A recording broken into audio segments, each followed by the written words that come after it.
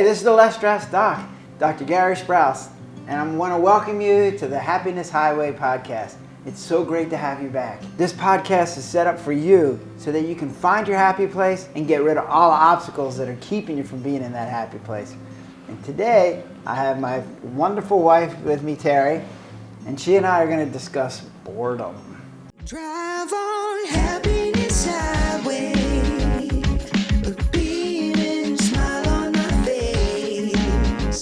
Terry, tell us what's happened in our life in the last year.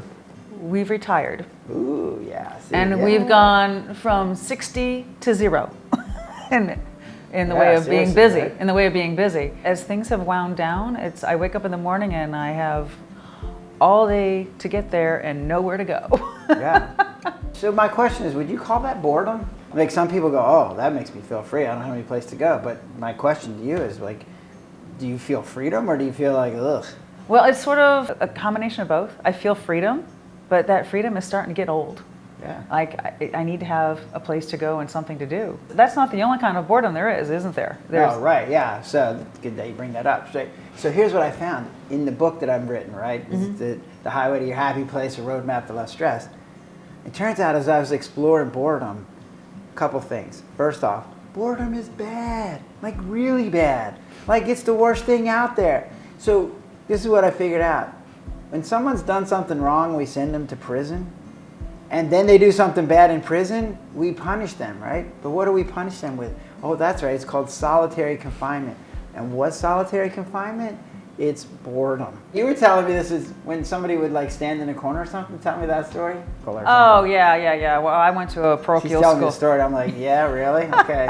I went to a parochial school, and you know how the nuns always have a reputation of being real firm and real strict? Yeah, we had one who would draw a circle on the chalkboard. You had to put your nose right in the middle of that dot. Yeah.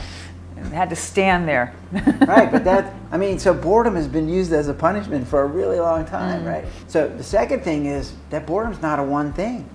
There's actually 3 different kinds of boredom that are out there. We all call them boredom, but they're really made up of 3 different things. So the first one is what you were talking about, which is you're going 60 miles an hour working, you're working really hard, and then all of a sudden you retire and there's nothing. It really is actually a withdrawal. Mm-hmm. So it's sort of like, it's just like being on alcohol or being on cigarettes or being on sugar or caffeine. And like you stop it and there's this sensation that you have. And like if you stop using caffeine, it's like you get a headache and you have low energy. It's withdrawal because your body's getting used to that lower level of caffeine. Well, if you're an adrenaline junkie and all of a sudden you're a couch potato, it's a big transition. I was watching that movie, The Hurt Locker, and the guy's, he's defusing bombs. And the next scene is he comes back to the United States and he's in the grocery store trying to decide what kind of cereal he wants to buy. And like the next scene is he's back in Iraq defusing bombs because he couldn't tolerate the boredom. It was so bad. Well, a lot of times we have, the kids, either in the summer, Absolutely. And they're like, I'm bored. Well, what it is, we live in such a high intensity stimulated society with all these electronic gadgets and everything, and then all of a sudden they don't have that. It's not really boredom, it's the withdrawal from the stimuli. Absolutely. So how many people have their kids come to them and say, I'm bored, and there's a 65-inch TV, there's movies, there's books, there's basketballs and footballs, there's like bicycles and friends, and they're bored. And you're like, really? Yeah, okay. So first kind of boredom is withdrawal, okay? So the second kind of boredom is more what we see in prison or in your nun, where they put your nose in the board. And there's a lack of stimulation. So you're sitting there and you're going along and there's just nothing changing. It's all the same. So there's no stimulation. Our bodies were set up to be curious. Our brains were set up to be curious because when you're a mobile organism and you have to find food, you got to be able to go around in your environment and figure out what's going on. So curiosity became this really important thing. So when you're in an environment where there's nothing changing, then your curiosity goes down and you're like, this is painful. Like we need to feel like we're moving around and learning to do stuff. That makes us feel good, right? Mm-hmm. So there's these places where you can go. They literally block out everything. You like float in water. There's no lights. There's no sound. You're in sound booth, right? Those, yeah. They're sensory deprivation tanks. That's what they're called, right? And you're like, man, isn't that boredom? And you're like, well, it is, but you're doing it on purpose, and you're doing it to de-stress, and you're doing it for a very limited time. If somebody put you in a sensory deprivation tank and didn't tell you would ever get out, yeah, that would not be good at all, right? So then the third kind is the kind that I see a lot, which is, that for me personally, is that I want to get somewhere, like I'm trying to write a book, right? And then there's all these things that are getting in the way. And you're like, they're not nearly as much fun. So when I was in medical school, or actually when I was in college trying to get to medical school, you had to take biology classes and learn about diseases, and you're like, oh, this is really good stuff. But then you also had to learn about physics, and you learn about chemistry, and you're like, what am I going to do with chemistry and physics when I'm a doctor trying to take care of somebody's hypertension? And I'm like, ugh, it was hard, it was pain. And we call it boredom, right? That was boredom, because you're like, oh, I really don't want to do this anymore, but you have to, because that's what you have to get to, and you're like, ugh, right? So when you look at boredom, then it's really bad. And two, there's actually 3 different kinds, and they're very different, right? So there's one where it's a withdrawal, there's one where there's just not much stimulation going on, and 3, you're thwarted. You have a goal, but something's getting in the way of your drudgery. Goal. Something's getting in the way of your goal, and you have to do it, but it's not getting you where you want to be, right? Tell me what you've been doing then to go from your 60 miles an hour to 0. I'm trying new hobbies. I'm doing beekeeping now. You found out that you just don't put up a box and say, here, bees, have fun. There's a lot involved in that. For you beekeepers out there, I'm impressed, because it's a lot of work and it takes a lot of knowledge. Bees are very complicated. Fascinating, but yeah, there's a lot of work going on there. I've started playing pickleball. Yeah. I do that twice a week, and I'm taking Pilates. So you've actually started adding things back into your life. So now you wake up in the morning and you have a place to go now, right? And the book club. I'm doing a book right. club. I forgot that. Yeah, you do a book club, which then gives you something else to do. Now you got to read a book. I know. Yeah, that's a struggle. It's been a long time since I've read a book for pleasure. See, now for me, I like to read a lot. That would be a fun thing for me to do. But yeah, you've been stimulating your curiosity by reading books and learning these new things. Because I know you've been taking classes on how to do bees. You've joined a group. You're in a bee club. So you get to interact with other people, right?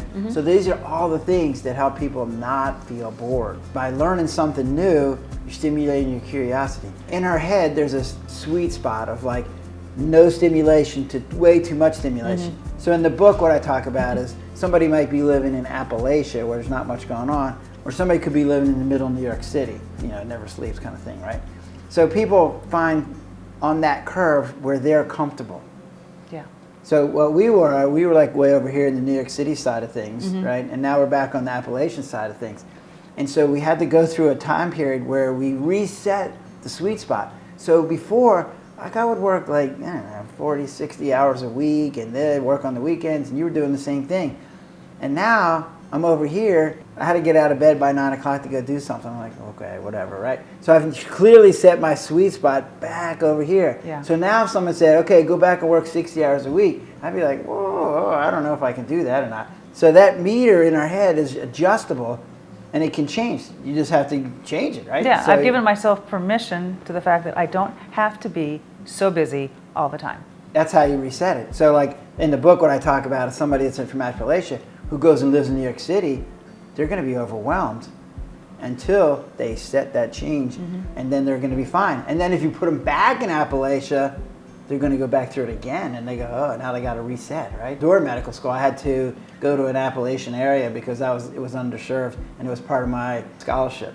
So I spent a month in this town of 300 people. I don't even think it had a stoplight.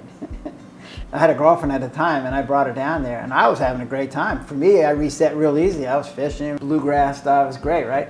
The girlfriend came down. She literally cried the whole weekend. She's like, I can't do this. Like, this is horrible. I can't, right? It was like, for her, that boredom was like just overwhelming. She's like, It was then I decided, no, that's not going to work for me. You have to do something different. When there's no stimulation, the question is, what do you do? Like, if there's no stimulation, so it turns out there's lots of things you can do. So you've already picked out some of them. You can learn a new skill. Like, and when they talk about keeping dogs learning new things, guess what? Our brains still take on new things all the time. Not as much. We have a 1-year-old grandson and a 4-year-old granddaughter, right? And their curiosity is unlimited. Right? Yeah. Like, everything to them is a new thing, which is awesome. Because as a grandparent, we get to hang out and watch them learn something, which is really cool for us, right? So I find that as you get older and you've experienced a lot of your environment already, You don't have to be as curious, but you're still curious. That's why I like to read, because this is a Tony Robbins line. Somebody spent 20 years of their life getting the information to put in that book, and I get to read it in 1 week and get 20 years of that guy's experience or that lady's experience. And you're like, how freaking cool is that, right? We talked about this in other episodes where we talk about mindfulness. And so mindfulness is using your brain, but in a controlled fashion with intention. So if you go and brush your teeth, most of the time, most people, when you brush your teeth, you just brush your teeth. And there's a certain way. And if I said to you, brush your teeth with your other hand, you're like, oh, and it'd be weird and awkward, and, you know. But you have to pay attention. And so one of the things, the way to get out of boredom is to become mindful. And so then you start paying attention to everything. I was doing this the other day, like when I said, I feel hungry. Like, what does that mean? Like, what does it mean to feel hungry? And you go, let me think. So my stomach starts rumbling around. There's a little bit of pain down there. And like, oh, when I feel that, then I label it hunger. Well, you can do that with everything in your life. That's one of the benefits of mindfulness. And then you can shift when you're using your mindfulness. So you can shift from micro to macro. So you can go, oh, I'm looking at my hand. Look, 5 fingers. Hey, look, they wiggle around. Like, how come my fingers are so skinny and yet they're really strong? You can shift from, like, I'm just looking at my fingers to go, oh, let me go up an anatomy book. Hey, let me go even deeper. I can go down to the cellular level. I can go down to the atomic level. Or I can go up and go, hey, I'm going to look out into space and see what astronauts do when they're in space and they're floating around. Once you've gotten that mindfulness exercise under control, you can shift from one level to another level. I do this when we're watching TV or movies, right? So you're watching this movie, and at one level you're watching the movie, and you're like, oh, it's kind of a cute movie or whatever. But if it's not a good movie and you're getting bored, you can shift and go, now if I was a director, why did he pick that picture? Why did he put these two people together? Why did he film with this kind of film or whatever? So now you can shift your focus from watching the movie to figuring out why the director did this. Or go, actor. Like, I don't believe that you're really angry. And what is it about you that doesn't make me think you're angry? And I see this actor and they do, right? So you're shifting your focus, which then makes you not bored anymore, right? If you're bored, exercise is great. Right? So you run around, you play basketball, you do whatever, right? Whatever it is that you do to exercise. Because boredom is bad, exercise jazzes you up. It releases some endorphins, it makes you feel better, that kind of stuff, right? I don't know if you did this when you were a kid and you're like, I'm bored. And your dad's like, if you're bored, I'll give you something. Oh, no, that was, yeah. We had to go weed under the pool. Yeah, under the pool deck. Right. There's always something we can find for you to do, right? Yeah. So then there's meditation, and I think we had one of our other guests was talking about meditation and yoga and things like that. So when you're bored, I think doing those kinds of things will help. One of the things I wrote in the book was, like, if you're a Lama, like the Dalai Lama, and you're in a Buddhist monastery, and you're there for a year and you don't talk for a year, like how does that work? But I think they're doing their meditations, and I think it's more like mindfulness, and so they end up not being bored because they're so focused on trying to control what they're doing that boredom isn't a part of the equation. And then there's things like imagination. And this is actually cool, right? So one of the skills that humans have is we have this amazing imagination. So we can conjure up things in our brain that no one's ever thought of before. How freaking cool is that? So if you're bored, you just can use your imagination, and you can do it in any form. So you can think it up in your head, you can draw pictures, you can write stories, anything that you can think of. So you can go, hey, you know what? I'm going to think of a human that has 6 eyes, 2 in the back, 4 in the front, 1 on the side, right? So you can use your imagination to do whatever you want. Sometimes we used to call daydreaming, but that's really using your imagination. Or you can invent something to solve a problem. Absolutely, right? So and even if you don't solve the problem, trying to solve the problem is the key, right? And that brings up this other point. So I had this experience where I had to take calculus and physics and all this kind of stuff. And I was like, when am I ever going to use that? So one day I'm at the nursing home, and a patient has had a stroke, and he was like in his 70s or something. Well, it turned out he was a math teacher. And he was upset, devastated really, because he was having a hard time talking and felt unsafe. And he didn't know who to talk to, he didn't know what to talk about. It was, and so I had mentioned something to him that I had taken some calculus and I was doing some math things with this theory called chaos theory and complexity theory. And you could see him all of a sudden start getting excited. And so we started having this dialogue, and I didn't know a lot. He obviously knew a whole lot more about math than I did. But I knew enough that I could ask him questions and start drawing out. And it was a source of pride to him. And you could just watch his body just kind of like, oh yeah. So just me knowing a little bit about math allowed that guy to feel better. And so it was something that at the time when I was learning, I was like, I don't know what I'm going to do with this. And then when I'm in the room with this guy, oh, now I know why I had to learn this, right? So sometimes you have to learn something, even if you don't know why you're learning it right now. It's like it's a piece of information that later on you can use when you're talking to somebody new. Oh, I know. The last one I wanted to talk about was interaction. So I don't know if you guys remember this, but when I was a teenager and I was able to drive, we would be bored, and there would be 4 of us, and we'd pile into a car, and we would drive around the strip mall, hoping that something would happen. Please, something happen, right? But being with our buddies, being with our friends, being with our family, human interaction, right? That's like a boredom buster, right? Because now there's this connection. And just being connected with somebody makes you feel good, and that boredom sensation goes away. And now you get 2 imaginations, right? Maybe you imagine something, I imagine something. Maybe I'm going to learn something from you. Maybe you're going to learn something from me. So human interaction is a great boredom buster. That's like the book club that I'm doing. Yes, exactly. I can stay home and read a book all day long by myself, but because I'm reading it with 4 or 5 or 6 other women, and we get together once a month and discuss it, that's what makes the book club the best. Couple things I want you to keep in mind. So boredom is bad. So when someone says they're bored, that's not a bad thing. That's not something to ignore. Second is that it's in 3 parts. So figure out which one it is. Is there just lack of stimulation because you just moved to a new area? Is it a withdrawal because you have too much stuff going on? And now you just have to be patient and wait for the reset to take place. Or is it you're just getting thwarted from what you want to do? Because the solutions to all those are very different. And so if you look in the book, The Highway to Your Happy Place, it gives you some details about what you can do. And we talked about them today. So go through that and see which one makes sense to you. And then if you have other ones, let me know, right? Anything else you wanted to add? No, that about covers it. Yeah, that was good, right? So I wanted to thank you for watching the Happiness Highway podcast. And I want to thank my lovely wife, Terry. Thank you so much. You're welcome. It's awesome to have you. I love having you here, by the way. This is our podcast to help us get to our happy place, get rid of those obstacles. One of those obstacles is boredom, and I'm thinking we knocked it out today so that you won't have to feel that. So you can check us out on our website at thelessstresseddoc.com, or you can email me at lessstresseddoc@gmail.com. So thanks for watching. I know I'm having a good time. I'm hoping you're having a good time. And let's get together and be in our happy place and get rid of all those obstacles. And I'll see you later on. Drive on happy.